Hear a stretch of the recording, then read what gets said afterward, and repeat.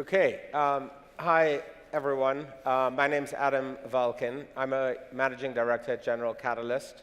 We're a venture firm based in Boston, New York, San Francisco, and Palo Alto. We were pleased today to announce our latest investment in Monzo, and hope to take 10 minutes to tell you a little bit about that and the company with Tom. So Tom, maybe why don't you kick off and tell us a bit about the journey you've been on, a little bit of the backstory and the history of the company and where you are today. Yeah, sure. I think it's worth rewinding even pre-Monzo, because I met Adam when he was a partner at Accel in London. In fact, I think your associate was a guy called Tyler. We met at a dinner in 2010, I think. Mm-hmm. Adam led the seed round in Go Cardless, my previous company, and sat on the board at Go Cardless. So really, we've known each other for 8 or 9 years.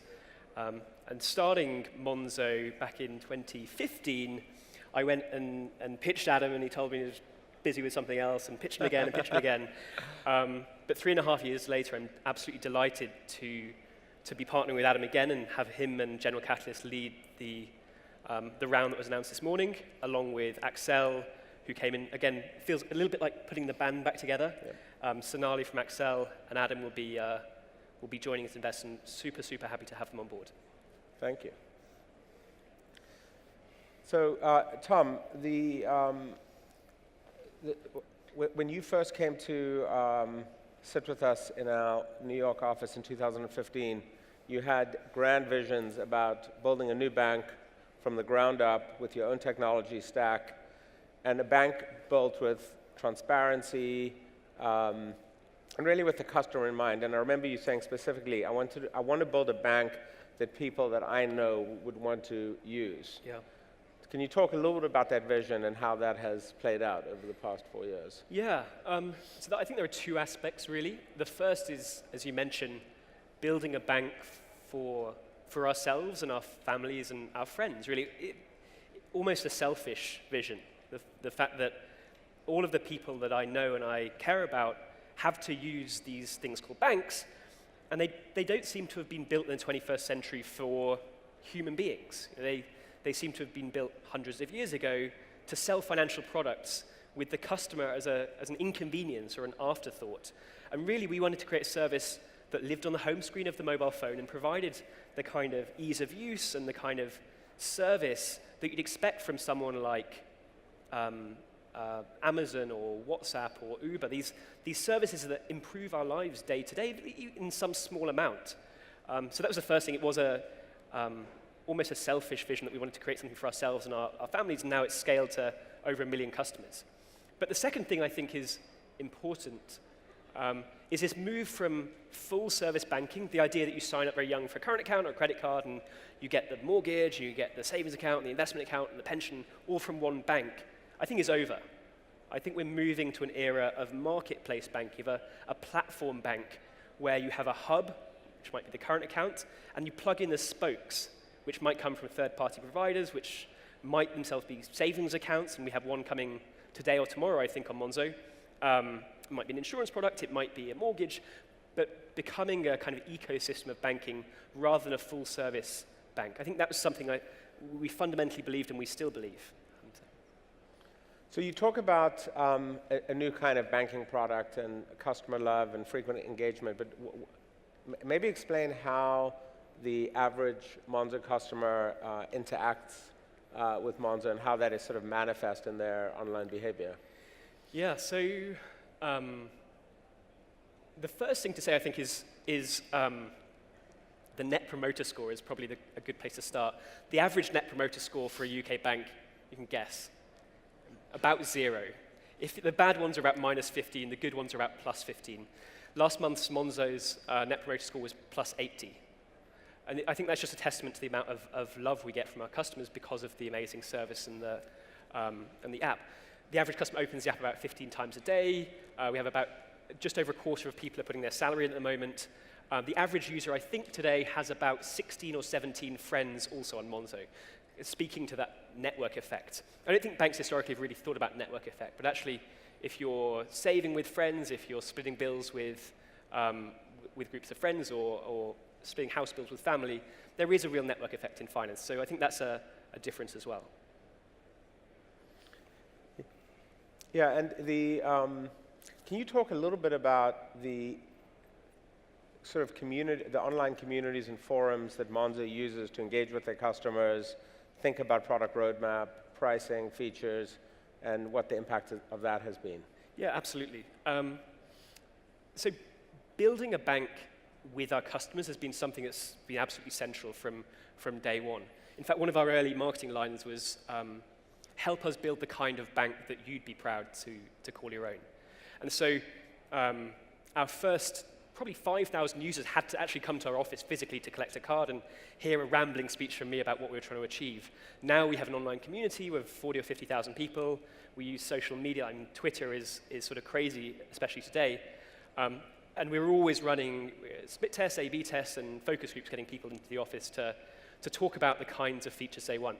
We also, anytime we have a sort of hard product choice, we like to be transparent and go to our customers and explain the problem we're trying to solve. So we saw a very small cohort of our users who were abusing international ATMs effectively, who were going abroad and taking out thousands and thousands of pounds in cash, even in places like New York, where you really don't need a ton of cash. And so we went to our user base and asked them, how do you think we should solve this? And we put that to a vote. Similarly with our loan pricing, we actually went to our customers and offered them 3 or 4 choices and put it to a vote. So being incredibly community-driven has been important. I actually have a question for you, Adam. Yeah.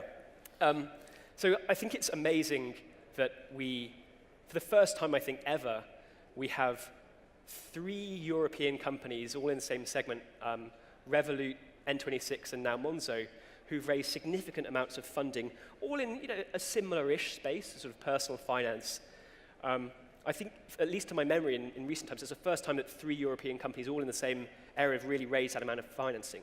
And it's great to see global investors now really paying attention to Europe in a way that probably didn't happen 5 and certainly 10 years ago. What is it, do you think, about Europe that's attracting this kind of investment now? Yeah, so at a high level, the European Renaissance in tech happened much later than it probably should have.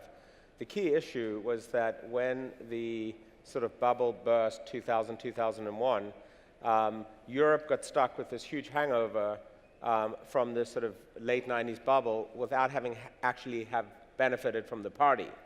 And what that meant was that there was a very negative sentiment towards European venture as an asset class, and there were very few very successful large-scale exits where entrepreneurs made fortunes, staff made real money from options, venture capitalists got rich. So really, it started again in earnest in 2009, post the next financial crisis. And that period, from 2009 to today, has really been unprecedented. If you look at the scale of the exits, whether it's Spotify and IDN and Supercell, the number of companies that are being formed, the number of new venture firms, the amount of capital that's being deployed, this is the period that everyone has been waiting for. And now, there really does not seem to be a question as to whether Europe is and going to be a major source of entrepreneurial activity, innovation, and capital creation. I think, if anything, people are concerned more about some of the geopolitical issues and sort of government than they are about the sort of bottom-up movement. But certainly on this, on the ground in Europe, things look extremely promising. And I think, given that there's so much capital available everywhere right now, and hopefully that continues, Europe is going to be a major benefactor of that. Do you think we'll see a London office of General Catalyst? Who knows? What we do know is that General Catalyst has made a number of investments in Europe, including Monzo, Deliveroo, Brainly, Contentful in Germany, Shift Technologies in Paris. Many of those have happened over the last couple of years, and I think we'll see that activity accelerating.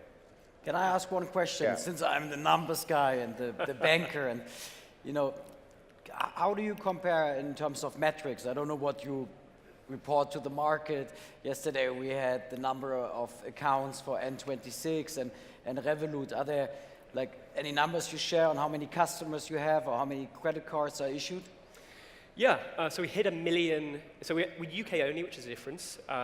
We hit 1 million current accounts, so full bank accounts in September. We're now about just over 1 million. But I think the crucial difference is the activity level of our customer base is enormous. Something like 80% of our customers are monthly active. So 1 million headline, but 800,000 at least are monthly active using the cards. And assets they funded the accounts with? We N26 saw this, like, I think $1 billion or so. Yeah, you don't report because that. we're building a kind of a hub and spoke model. Tracking assets on the balance sheet just doesn't make sense. Actually, we have more success if we can push them off onto other providers. If you have engagement on the platform. And you have, like N26, fintech vertical products integrated on the platform? Yeah, it's something we're moving towards. So TransferWise, for example, powers our foreign payments. We're about to launch a savings partnership in the next sort of 6 or 7 hours, I think. So keep an eye on social media today. You've been busy, huh? Yeah. And you said you're focused on the UK market. That's Any right. plans with the new investors to go international? Right now, our focus is getting to a top 5 bank in the UK and hitting profitability over the next 2 or 3 years. So that really is the focus. We'll look at international markets over the next months or years, but it's not priority number 1 right now. So with 1 million customers, 1 million accounts, what is the 5th largest bank in the UK? And About 4 or 5 million, something like that. Well, I guess with your new shareholders, that will probably come very quickly that you will be... Fingers crossed. Will be top 3. It's very interesting, huh? That I had the same question, like, what is the pendant? What is like the US equivalent of N26, Monzo, Revolut?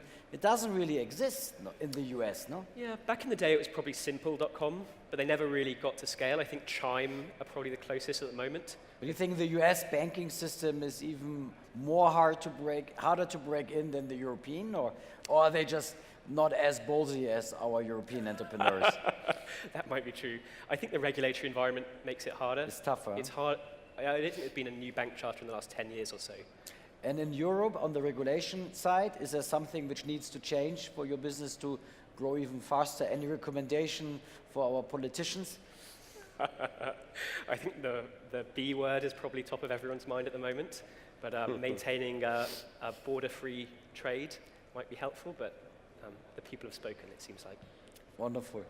Tom, I'm really, really glad for you and your company, for Europe, because I think it's very good that US investors are putting the money in the European market. And we had the same with the healthcare platforms here yesterday. We had all the healthcare guys, and they said, the ones who are sitting here on the panel, we are not competitors. The market is so early, and I guess the same is true for the banking platforms. And I'm really glad you come. And again, congratulations on the round. I mean, you probably had no time to celebrate and already had to show up at the first conference, and timing worked out. I'm very glad you're here. Yeah, we're delighted to come. Thank you so much. Thanks a lot. Best of luck. Thank you, Adam. That was worth the wait.